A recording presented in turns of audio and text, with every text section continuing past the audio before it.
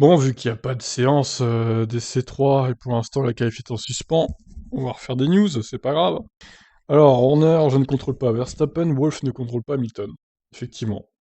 Hamilton et Verstappen font bien ce qu'ils veulent hein, sur la piste, du coup. Donc Toto Wolff, à gauche sur la photo, a déclaré que d'autres collisions étaient à prévoir entre Max et Lewis cette saison, aucun des deux pilotes ne semblant déterminé à lâcher face à son rival.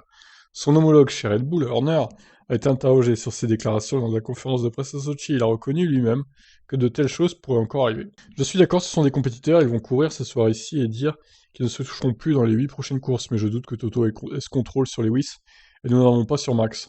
Note Horner, c'est eux dans leur voiture qui courent pour la plus grande distinction du sport auto.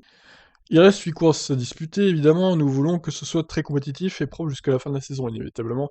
Quand les pilotes partent à côté de l'autre, si souvent et qu'ils courent sur des circuits très serrés, vous avez des incidents. Max est un gars qui ne fait pas de karting, Lewis a démontré qu'il ne veut rien lâcher non plus, Monza était malheureux, c'était un accident à faible vitesse qui a semblé dramatique.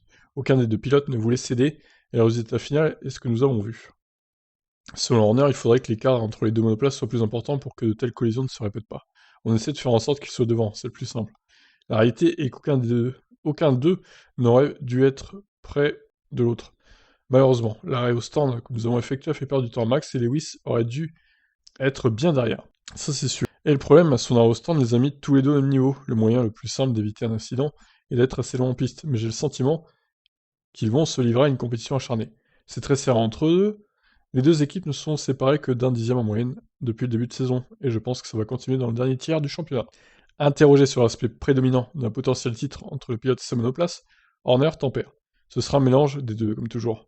Ce sera le pilote, la voiture, la fiabilité, la performance opérationnelle, la stratégie, le développement, tous les aspects. Donc évidemment, la presse qui n'arrête pas d'interroger Horner et Wolff sur des potentiels accrochages entre leurs deux pilotes. Forcément, ils répondent à chaque fois qu'ils pensent qu'il va en avoir, donc pas trop de nouveautés là-dessus, pour le coup. On se doute bien qu'il y a risque d'y en avoir d'autres, même si c'est des petits accrochages, pas des crashs énormes, évidemment, mais peut y en avoir encore. Voilà pour ça. Ciao.